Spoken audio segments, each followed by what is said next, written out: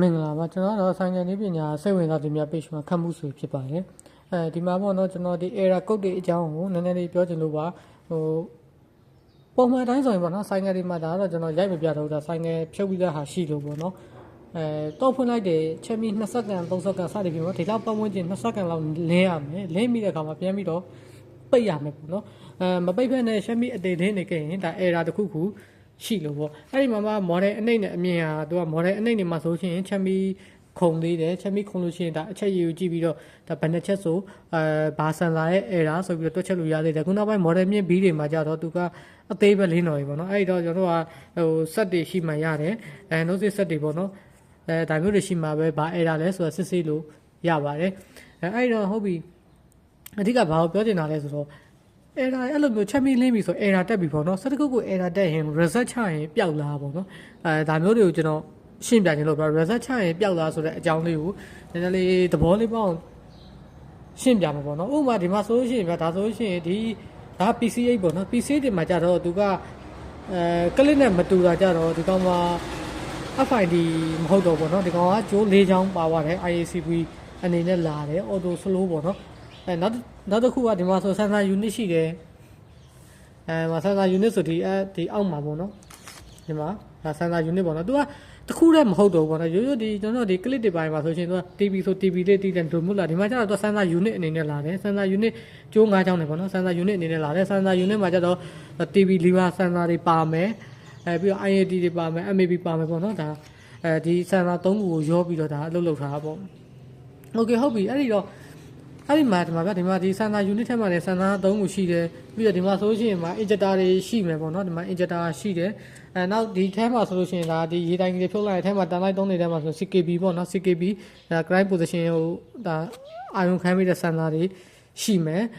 ်နောက်တစ်ခုဒီမှာဆိုရင်ဒီကျိုးမှာပေါ့နော်ဒါ mindless sensor တွေပေါ့ဗျာစသဖြင့်ဒီလိုမျိုးတွေရှိမယ်mindless sensor ကိုမှလည်းသူက ABS တွေပိုင်းလဲဆိုတော့တတိထားစရာရှိသေးတယ်ဘာကြောင့်လဲဆိုရင် ABS ဘိန်းတွေမှာဆိုရင်တော့တချို့ဆိုဘိန်းတွေကိုစမ်းတယ်ဗျာခေါင်းထောက်တယ်ခေါင်းထောက်ပြီးတော့lever ဆွဲကြည့်တဲ့ခါမှာဒီ mindless error တက်တဲ့ပြဿနာတွေပြစ်ချက်တွေရှိတတ်တယ်ပေါ့နော်အဲ့တော့ဟုတ်ပြီဒါကိုဆက်ပြောမှာပေါ့နော်အဲ့ဒီ error တွေမှာဒီ sensor တွေရှိတယ်ဗျာဒီ sensor တွေထဲမှာတခါလေးရှိတယ်ကျွန်တော်တို့တန်လိုက်တုံးဖြုတ်ထားတယ်ပေါ့နော်တန်လိုက်တုံးဖြုတ်ထားတယ်တန်လိုက်တုံးဖြုတ်ထားတဲ့အချိန်မှာတော့ဖွင့်လိုက်တယ်အဲ့ဆိုရင်ချက်မီဒီ CKB error ဆိုပြီးတော့ချက်မီလင်းတာမျိုးတွေရှိမယ်နောက်တစ်ခုကပါဒီဆိုတော့ sensor တွေဖြုတ်တက်လုံးမိတာမျိုးတွေရှိတယ်ဥပမာTV sensor ဖြုတ်စစ်လိုက်တာ injector ဖြုတ်လိုက်တာစသည်ဖြင့်ဒီလိုဖြုတ်တက်လုံးလိုက်တာမျိုးပေါ့နော်ဒီလိုမျိုးကြောင့်ကျွန်တော်တို့က error တက်ခဲ့ရင်ပြီးတော့ခုနကလိုပေါ့နော်ကျွန်တော်တို့ mindless ကလုံးလုံးကြီး sensor ပြတ်တာတော့မဟုတ်ဘူးတော့ပေမဲ့ခုနကကျွန်တော်တို့ ABS ဘိန်းတွေမှာဆိုရှင် lever ဆွဲလိုက်လို့ error တက်သွားတာမျိုးတွေသူက ABS ဘိန်းတွေမှာရှေ့ပြီးနောက်ပြီးမညီတဲ့ပြဿနာပေါ့နော်နောက်ပြီးတင်လဲပြီးအဲ့လိုမျိုး error တက်တာမျိုးကျွန်တော်ဒီလိုမျိုး error တွေဒါကြတော့သူက error history ပေါ့နော်ဒီအဲ့ထဲမှာကျွန်တော် error code တွေမှာကြည့်လို့ရှိရင်သူနှစ်မျိုးတွေ့ရလိမ့်မယ်current error နဲ့ဒါ history ဆိုပြီးတွေ့ရလိမ့်မယ်ဗျာအဲ့တော့အဓိကဘာပြောချင်တာလဲဆိုတော့လက်ရှိတော့ဥပမာကျွန်တော်တို့ဒီ injector ဆို socket ဖြုတ်လိုက်တယ်ဒီ sensor unit တွေ socket ဖြုတ်လိုက်တယ်အဲ့အချိန်မှာတော့ဖွင့်လိုက်တယ်ဗျာ error ချက်မီတွေလင်းတယ်ပေါ့နော်စသဖြင့်ဒီချက်မီတွေလင်းတယ်အဲ့အချိန်မှာကျွန်တော်ပြန်ပြီးတော့တက်လိုက်တယ်socket တွေကိုပြန်တက်လိုက်တယ် socket တွေတက်လိုက်တော့ဘာဖြစ်သွားလဲဆိုတော့ဟိုကောင်းသွားတယ်ဗျာသူခုနကဟာတော့ဥပမာပေါ့ကျွန်တော်တို့ဒီTV ပေါ့နော်ဒီ sensor unit socket ဖြုတ်လိုက်လို့ရှိရင်လည်းသူကဖြုတ်လိုက်တော့သိတာကို ECU ရောဒါဆို sensor ကြိုးတွေပဲပြတ်သူကတော့ဖြုတ်လိုက်မှမသိဘူး sensor ကြိုးတွေပြတ်ထားတာဘာကြောင့်လဲဆိုသူတာဝန်အရာသူ error လုပ်ပြီး error ဆိုပြီးတော့သူပြပေးတယ် error code တွေထုတ်ပေးတယ်ဒါပေမဲ့ကျွန်တော်ပြန်တက်လိုက်တယ်အဲ့ဒီ cycle ကဘာ error မှမရှိဘူးပေါ့နော်ဟို sensor တွေမှာ error မရှိဘူးပြန်တက်လိုက်တယ်အဆင်ပြေသွားတယ်ဒါပေမဲ့သူကချက်မိရပြောက်မတော့ဘာကြောင့်လဲဆိုတော့ history code ကြံခဲ့တာပေါ့နော်ခုနကဖြစ်ခဲ့တဲ့ error ဒီလိုမျိုး history code ကလေးတွေကြံခဲ့တယ်ကြံခဲ့တဲ့ခါမျိုးမှာဟိုကျွန်တော်ကဘာလုပ်ပေးရလဲဆို reset ချပေးလိုက်တယ်ဆက်နေပေါ့နော် reset ချလိုက်တယ် reset ချလိုက်တဲ့ခါမှာလုံးဝချက်မိတဲ့ပျောက်သွားတယ်ဒါစီးလို့လည်းအဆင်ပြေသွားတယ်ပေါ့နော်အဲ့အချိန်မှာဟုတ်ပြီဒီခါလေးဆိုကျွန်တော် reset ချလိုက်တယ်error ပြန်တက်တယ်ပေါ့နော်ဒီချက်မိပြန်လင်းတယ်ဒါလေးဆိုရင်ဘာတွေကြောင့်ဖြစ်တယ်လဲဆိုဒီလိုမျိုးဆိုရင်တော့ကျွန်တော်တို့ကဒါ current error လို့ပြောတယ် current error ဆိုတာဒါလက်ရှိကိုဟိုအရင်ကဖြစ်ခဲ့ဘူးတဲ့ error ကိုပေါ်တာမဟုတ်ဘူးဒါလက်ရှိတဲ့ခုဖြစ်နေတဲ့ error ဥပမာကျွန်တော်တို့ကခု TV error တက်ပြီးပဲဆိုပါစို့ပေါ့နော် injector error တက်ပြီးပဲဆိုပါစို့ဟိုဒီသူက socket ဖြုတ်တတ်ကြောင်လေဒီ history မှာကြံခဲ့တာမဟုတ်ဘူးဒီ လက်ရှိစံသားကိုပြက်တာဗျာဥပမာပေါ့ဒီဒါဆိုဒီ ejector ပြက်တာပဲဖြစ်စေဒီစံသား unit ပြက်တာပဲဖြစ်စေပေါ့နော်ဒီလိုမျိုးကြုံတဲ့အခါမှာကျွန်တော်တော့ဖွင့်လိုက်တယ် error တက်တယ် reset ချလိုက်တယ်ချက်ချင်းချရင်တော့တက်ပြောက်သွားတယ်ပြီးဥပမာနော်သူ့ဟာနဲ့သူလည်းပြန်ပေါ်လာတာတွေရှိတယ်တော့အဖွင့်ပိတ်လုပ်လိုက်တဲ့အခါမှာပေါ်လာတာတွေလည်းရှိတယ်ဒီလိုလုပ်လိုက်တဲ့အခါမှာ error ပြီးပြန်လင်းတယ် reset ချတယ်မပြောက်ဘူးအဲ့လိုမျိုးမပြောက်ထားကြတော့ကားတဲ့ error လို့သတ်မှတ်တယ်ကားတဲ့ error ဖြစ်ပြီးဆိုရင်တော့ကျွန်တော်တို့ကအဲ့ဒီဖြစ်တဲ့ဟာကိုပြင်းပြီးရမှာ reset ချမှာပဲပျောက်တယ်ဥပမာဒါ CKB ကြောင်လာလားပေါ့နော် CKB ကြောင်လို့ရှိရင်လည်းကျွန်တော်တို့ကဖြုတ်ရတယ် CKBU ဟိုမှာပေါ့ဒီစံသာပြက်စီတယ်ဆိုလည်းဒါအစားထိုးအသစ်လဲသူကဒီစံသာဥပမာ CKB စံသာပြက်ပြီဆိုပါစို့ပေါ့ဗျာဒီစတက်တွေမြောက်ပါနဲ့ဒီ error တွေနဲ့တက်နေပြီဆိုရင်တော့ဖြုတ်ပြီးတော့ဒီ error အသစ်လဲလိုက်တယ်ဗျာဥပမာပေါ့ CKB လဲလိုက်တယ်ကောင်းသွားပြီစတက်လဲနိုးတယ်အကုန်အဆင်ပြေသွားပြီအသစ်လဲလိုက်တဲ့ခါမှာဒါပေမဲ့ तू ကပထမတော့ကပြက် ECU မှာမှတ်ထားတဲ့အတွက်ပြက်ခဲ့ဘူးတယ်ဆိုတော့ history ရှိတယ်ဒီ CKB ကဒီဘက်ချမ်းမှာရှိရပါတော့ဒီရေတိုင်းဒီတိုင်းလုံးတွေဖြုတ်လိုက်ပေါ်လာလိမ့်မယ်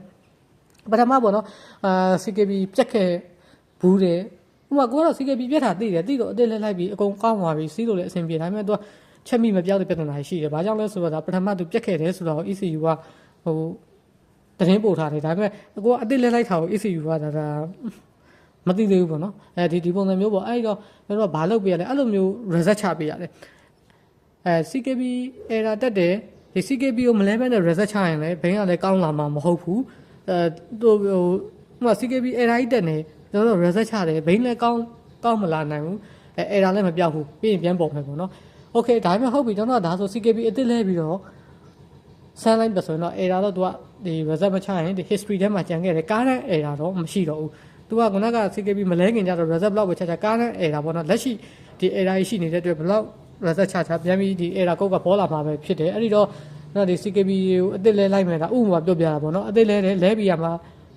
လဲပြီးရင်တော့အဆင်ပြေဒါပေမဲ့ reset ချလိုက်တဲ့အခါမှာပျောက်သွားတယ်သူ history ကို reset ချတာပေါ့နော်သူပထမဖြစ်ခဲ့မှုတဲ့ error ကို reset ချလိုက်တော့ပျောက်သွားတယ်ဒါဆိုအကုန် okay တယ်ပေါ့နော်ဘိန်းလည်းကောင်းသွားပြီချက်ပြီးလည်းပြန်မခွန်တော့ဘူးတော့တတိထားမှာဒါလေးပဲဒါကြောင့်ဟိုအဓိကဘာအောင်မေးတာလဲဆိုပြောနေတာဗျာဟိုချက်ပြီးလေးနဲ့ reset ချအောင်လည်းမပျောက်ဘူးဆိုတာလေးကိုရှင်းပြရင်လားတချို့ခုနကကျွန်တော်ပြောနေရလို့history ပေါ့နော်လက်ရှိ error မရှိဘူးခုနက socket ဖြုတ်ခဲ့မိလို့ပဲဖြစ်တန်းတိုင်းတော့ဖြုတ်တဲ့အချိန်မှာတောက်ဖွင့်လိုက်လို့စသည်ဖြစ်မှာဒီလိုမျိုး error မျိုးလေးတွေ history error လေးဆိုရင်တော့ reset ချရင်အချက်ပြီးပြောက်သွားတယ်ဒါဆိုရင်ဘာမှလည်းလဲစရာမလိုဘူးအဆင်ပြေလဲကောင်းတယ်ပေါ့နော်အဲ့လိုမှမဟုတ်ဘဲနဲ့ကားတိုင်း error တစ်ခုရှိနေခဲ့မယ်စံစာတွေကလုံးဝပြက်လို့ဒါ error တက်ပေးတဲ့ဟာမျိုးဆိုရင်တော့အဲ့ဒီအရင်ဆုံးပြစ်ချက်ကိုပြင်ရတယ်ပြင်ပြီးမှ reset ချရတယ်ဒါမှပဲချက်ပြီးအကုန်ပြောင်းမယ်ပေါ့နော်ဒါလေးကိုuser တွေအတွက်ဗာဒါဆက်စရာတွေအနေနဲ့ကတော့လည်းပြောစရာမလိုဘူးကိုသိပြီးသားတွေနေမှာပါuser တွေအနေနဲ့ချို့လာမေးတာထားတာလေးတွေရှိလို့ကျွန်တော်ဖြည့်ပေးတာပါဟုတ်ကဲ့ပါဒီ online collection နဲ့ညီကိုတွေဆိုလို့ရှိရင်လည်းဒါဒီမှာတက်ရောက်လို့ရပါတယ်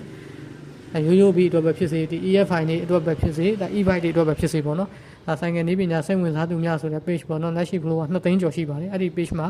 ဒါဆက်သွယ်ပြီးတော့တက်ရောက်လို့ရပါတယ်နှစ်မကုန်ခင်တော့ဒါတင်တန်း back လေးတွေပြန်ပြီးတော့သွားပါမယ်တင်တန်းမှာလည်းကျွန်တော် video လေးတွေတင်ထားတာတော်တော်လေးအဓိကကြားတဲ့ဟာလေးစုံပြီးပေါ့နော်ပြောတော့တင်တန်းတက်ပြီးရင်တော့ဒါအကုန်လုံးလေ့လာတတ်အောင်သင်ပေးထားတာပါတွေးတက်ခေါ်တတ်အောင်ပေါ့ဟုတ်ကဲ့ပါဒီ video လေးကတော့ဒီလောက်ပါပဲနောက် video မှာတော့လိုလာလေးတွေဆက်ပြောပါမယ်ဒါတင်တန်းတက်ရှင်တဲ့ညီကိုတွေကတော့ကျွန်တော် page messenger မှာလည်းဆက်သွယ်လို့ရတယ်ဒီ TikTok message ပေါင်းမှာလည်းဆက်သွယ်လို့ရပါတယ်